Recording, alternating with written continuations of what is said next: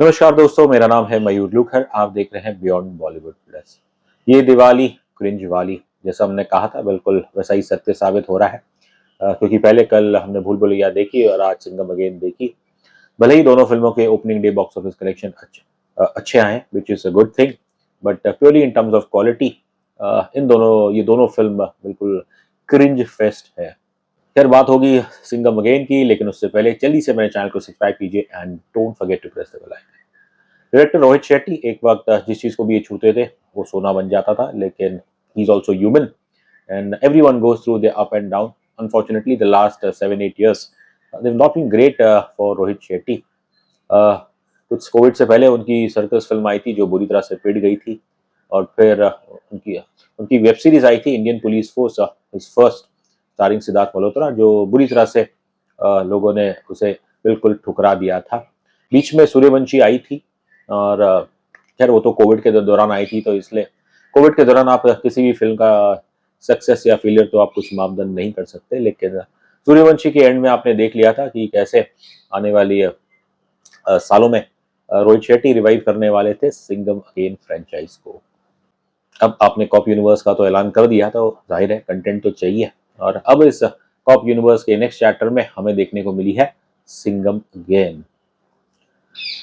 5 minute का trailer उसने तो सिद्ध कर दिया था कि ये फिल्म रामायण से प्रेरणा ले रही है, एक मॉडर्न रिटेलिंग ऑफ रामायण है।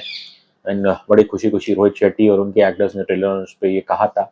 इसमें कोई प्रॉब्लम नहीं है, क्योंकि दुनिया भर के कल्चर में आप देख लीजिए, जो भी एपिक टेल्स होती है उन्हें बार बार रिटेलिंग की जाती है। अब हमारे भारत में तो Ramayan as it is Ramlila कई प्रांतों में होती है, और so I personally have no reservation कि रोहित शेट्टी ने सोचा कि सिंघम अगेन को एक रामायण फ्लेवर दिया जाए। बस समस्या अगर कुछ है कि ना रोहित शेट्टी और ना ही उनके बाकी आर्ट राइटर्स उन्हें कुछ ढंग की लिखाई करने आती है। ये जीनियस आइडिया था राइटर क्षितिज पटवर्धन, और फिर इसका जो स्क्रीन प्ले है प्राइमरली उसके अंदर यूनिस सजावल है, लेकिन इनके अलावा रोहित शेट्टी है और बाकी 7-8 नाम है, जिसके अंदर मिलाप जवेरी भी है। अब बस ये कह सकता हूँ कि जब इतने सारे लोग मिलेंगे तो फिर यू कैन ओनली इमेजिन कि कितने ड्राफ्ट्स बने होंगे इस फिल्म के, और जो फाइनल ड्राफ्ट अप्रूव हो गया, शूट हो गया, जो अब दर्शकों को दिखाया गया है, वो तो बेहद ही खराब है। Well, it's once again a classic case of too many cooks spoiling the broth. Like I said before, I don't have a problem कि रोहित शेट्टी ने सिंघम अगेन को एक रामायण फ्लेवर दिया है, बट प्रॉब्लम ये है कि जैसे ही ये फिल्म उभर के आई है, सोचना पड़ेगा कि क्या ये रोहित शेट्टी समेत बाकी 8 जन है, इन्होंने कोई रामायण ठीक से पढ़ी है? मेरी राय में तो more than Ramayan, this has come out like a modern retelling of Adipurush. खैर, जब राम नाम ले ही लिया है तो फिर आपको वैसी कहानी दिखानी पड़ेगी। तो बाजीराव सिंघम, हमारे अजय देवगन, उन्हें दिखाया गया कि अब वो कश्मीर में पोस्टेड है, और वहाँ पे उनके हाथ उन्हें अंदाज़ा भी नहीं होता है कि एक बड़ा आतंकवादी उन्हें मिल जाता है, जब उमर हाफिज, जैकी श्रॉफ, वो continuous his character from Suryavanshi, वो उनके हाथ लग जाते हैं, और ड्यूरिंग द इंटेरोगेशन वो उन्हें क्वेश्चन करते हैं कि बहुत जल्द उनकी ज़िंदगी में एक तूफान आने वाला है। अब जल्द तो नहीं, लेकिन 2 साल के बाद ये तूफान आता है in the form of Zubair Hafiz, जो कि उमर हाफिज का पोता है। Zubair is played by Arjun Kapoor, जो इस फ्रेंचाइज में पहली बार आए हैं। And then obviously there is Kareena Kapoor who plays Singham's wife from the second film. उनका जो कैरेक्टर है अवनी, जुबैर उनका अगवा करते हैं, और the rest as you say is history. जैसे कि हमने सूर्यवंशी में देखा था कि Simmba and Ajay Devgn they had special appearances, और यहाँ पे obviously it's time to pay back the gratitude. And but Ranveer Singh, जो इस कहानी में हनुमान जैसे हैं, I would say that he has more than an, it's not a cameo, it's almost full fledge role. फिर इस फ्रेंचाइज में आपके जुड़े हैं दीपिका पादुकोण एंड टाइगर श्रॉफ। अक्षय कुमार, वो टुवर्ड्स द क्लाइमैक्स में आते हैं, उनका character it's more like Garud. और फिर जटायु की जैसे रोल में आपको दिखाई देंगे हमारे सीआईडी के दया। अब रामायण कितनी बार भी देखिए, दर्शक को सब पता होता है कि क्या है मेन कॉन्फ्लिक्ट, क्या होने वाला है। बस वो देखता है तो बस कि आपके कंटेंट में कन्विक्शन है कि नहीं। एंड जब सैडली जब राइटिंग इतनी बुरी हो और आपके एक्टर्स भी अब इतने they are really not at the top of their game. अभिनय की बात करने से पहले मेरे मन में एक सवाल आया कि अब आपका कॉप यूनिवर्स है, आपके जो हीरोज़ हैं, सुपर कॉप्स हैं, उन्हें बुरे लोगों को मारना है और सूर्यवंशी से हमने देख लिया था कि अब फ्रॉम अ लोकल कॉन्फ्लिक्ट अब रोहित शेट्टी की कॉप यूनिवर्स में आपको एक लार्जर वाइडर कॉन्फ्लिक्ट देखने को मिलेगी जिसके अंदर एक नेशनल सेंटिमेंट अटैच हो जाएगा। तो जहां नेशनल सेंटिमेंट या नेशनल सिक्योरिटी सेंटिमेंट आ जाता है, वहां पे आपके लिए एक मॉडर्न रिया रामायण जैसा नैरेटिव लेके आना क्या वो उचित है? I don't think so. जितना मैं थोड़ा बहुत जानता हूँ भारतीय आर्मी, आर्म फोर्सेस या इवन पुलिस के बारे में, they obviously serve the nation, they protect the nation. लेकिन वहाँ पे कोई एक रिलीजियस थिंग थोपी नहीं जाती है। मैं ये नहीं कह रहा हूँ कि सिंघम अगेन में ये चीज़ थोपी गई है, but just the way it's coming out, because जहाँ एक तरफ ऑब्वियसली आपको the bad guys Arjun Kapoor और बाकी लोग हैं, वो जो बुरे काम कर रहे हैं दिख रहे हैं, उसके अंदर एक आतंकवाद मेन थ्रेट है। और साइमल्टेनियसली आपको जो करीना कपूर की जो दुनिया है उन्हीं की इसमें दिखाया गया कि वो भारत की कल्चर मिनिस्ट्री में वो काम करती है और जगह जगह जाके वो रामायण के बारे में पाठ पढ़ाती है, they conduct plays. somehow I felt that कि this mash of terror and at the same time trying to preach Ramayan, ये मुझे कुछ ठीक नहीं लगा। अब हैरानी करने वाली बात यह है कि अवनी जो भारतीय संस्कृति की उन्हें एक मूर्ति जैसा दिखाया गया है, अब खुद इनके जो बेटे दिखाए गए हैं, अब उन्हें इतना बिलीव नहीं है रामायण पे। एंड शॉकिंग पार्ट यह है कि एक बड़ी सभा में वो सबके सामने कहती है कि मेरा बेटा, उसे इतना यकीन नहीं है। अब सोचे अगर आप ऐसी स्थिति में होते तो कितना एम्बैरेसिंग होता।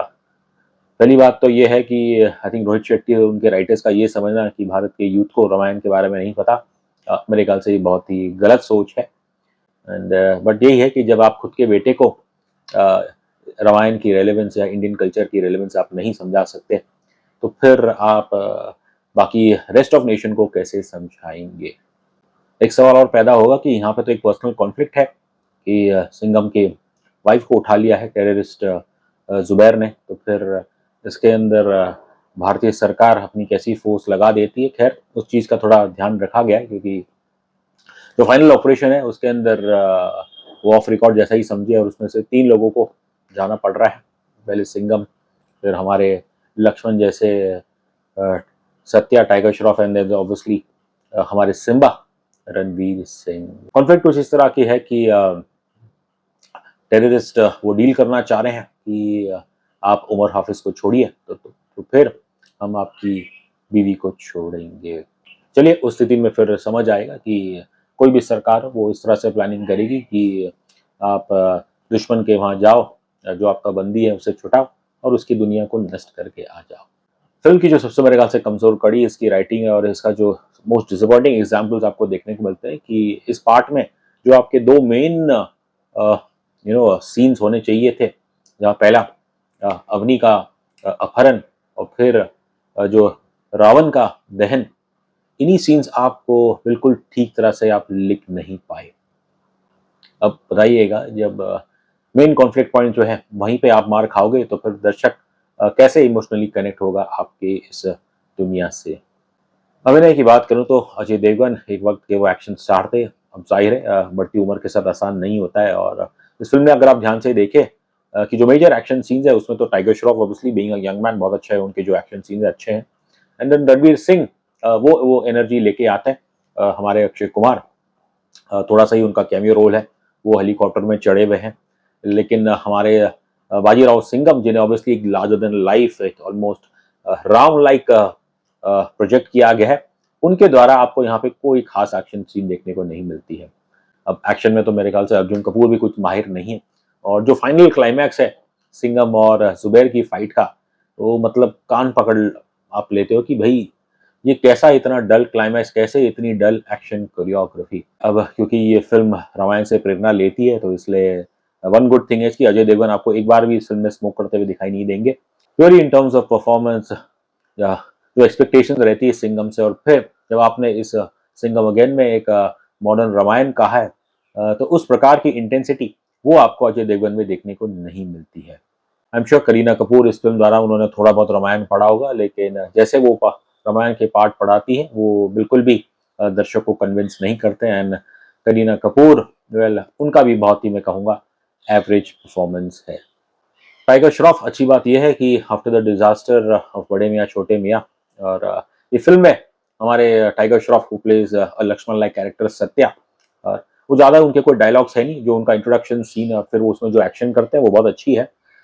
लेकिन I think Rohit Shetty was smart enough कि इनसे कुछ ज़्यादा डायलॉग्स नहीं बुलवाने हैं, पर बस ये कह सकता हूँ कि टूवर्ड्स द क्लाइमैक्स इन्हें हमारे अक्षय कुमार साहब, हमारे सूर्यवंशी, इन्हें सत्या की जगह टटिया कह के बुलाते हैं। अब जब खुद राइटर्स और डायरेक्टर ने ऐसा डिस्क्रिप्शन दिया है टाइगर श्रॉफ के कैरेक्टर के लिए, तो भाई मैं आगे क्या कहूँ। अर्जुन कपूर खैर बातें तो बड़ी अच्छी करते हैं मीडिया से जब मिलते हैं, लेकिन दुर्भाग्य से बतौर एक्टर उनका जो करियर है वो कहीं नहीं जा रहा है। एंड यहाँ पे सबसे जो मैं कहूँगा खराब परफॉर्मेंस है वो उन्हीं की है। जब आपका विलन ही बिल्कुल कमजोर हो और एकदम हैम कर रहा हो स्टार्ट से एंड तक, तो फिर उस स्क्रीन प्ले में जान कैसे आएगा। शुरू में आप देखेंगे कि जैसे जैसे ये स्क्रीन में आते हैं तो बार बार बस लंबी दाढ़ी है इनकी, and he breaks into this very farcical smile.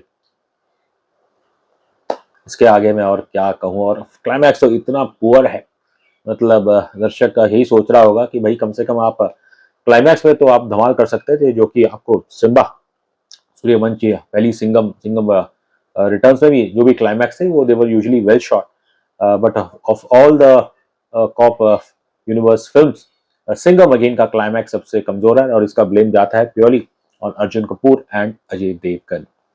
Akshay Kumar has a little cameo, अब उन्होंने तो खैर ठीक ठाक ही किया है, थोड़ी बहुत अपनी वो जो अक्षय कुमार ट्रेडमार्क ह्यूमर है वो आपको देखने को मिलता है, but there is really nothing for him in this film.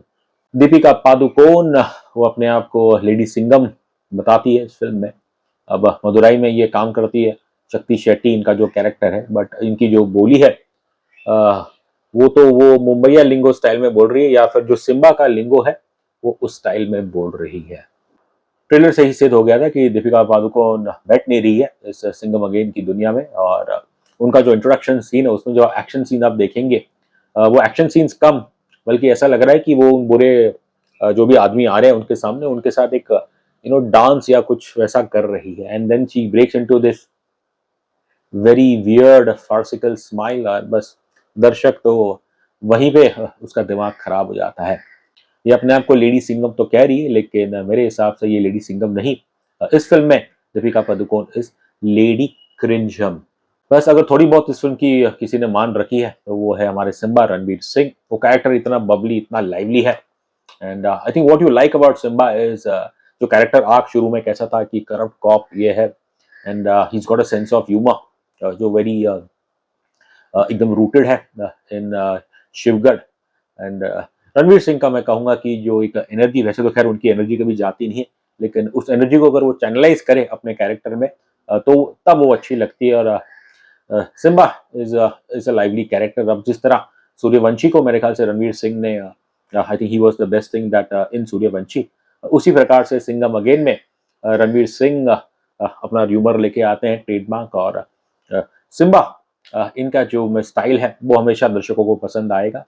अब वैसे तो फिल्म के अंदर कोई जो सरप्राइज होता है उसे रिवील नहीं करते, लेकिन जब पूरी दुनिया को पता चल गया था कि इसके अंदर सुपरस्टार सलमान खान उनका एक छोटा सा कैमियो रहेगा, अब सरप्राइजिंग बात यह है कि फिल्म के आखिरी वक्त तक इसे शूट नहीं किया गया था। बस eventually I think just may be 3-4 days before the film release इसे शूट किया गया, और ये जो सो कॉल्ड सरप्राइज है मात्र कुछ 5 सेकंड का है, जिसके अंदर हमारे सलमान खान साहब, बस उन्हें देख के तो ऐसा लग रहा है कि उन्हें तो ज्यादा चिंता सता रही है लॉरेंस बिश्नोई की compare to previous Rohit Shetty films. यहाँ पे जो उनकी जो टिपिकल पापा पापा पापा पापा पापा म्यूजिक जो रहती है उसे बहुत ही कर्व किया गया है, and visually I think the film is well shot. वो जो टिपिकल रोहित शेट्टी के जो कलर पैलेट्स होते हैं एकदम ब्राइट, वैसा सब आपको यहाँ इतना कुछ देखने को नहीं मिलेगा, but overall the film is well shot, जिसमें ऑब्वियसली सिनेमाटोग्राफर उन्हें पूरा क्रेडिट जाता है। लेकिन केवल सिनेमाटोग्राफी और एक एक्टर के दम पे कोई फिल्म नहीं चल सकती है। आपके पास कोई कहानी नहीं है और फिर आप उम्मीद कर रहे हैं कि एक रामायण फ्लेवर जोड़ के दर्शक आने वाली है थिएटर्स में, which I am sure they will come, but कितने लोग वाकई इस फिल्म को देख के इम्प्रेस होंगे, I really have my doubts. अब मैं तो खैर चाहूंगा कि सिंघम अगेन बहुत सारे पैसे कमाए, 400 500 करोड़ 600 करोड़ 700 करोड़ भी कमा ले, लेकिन बतौर film maker Rohit Shetty definitely has to do some serial soul searching. रही बात रेटिंग की, तो मैं इस फिल्म को देता हूं 5 में से केवल 1.5 स्टार्स।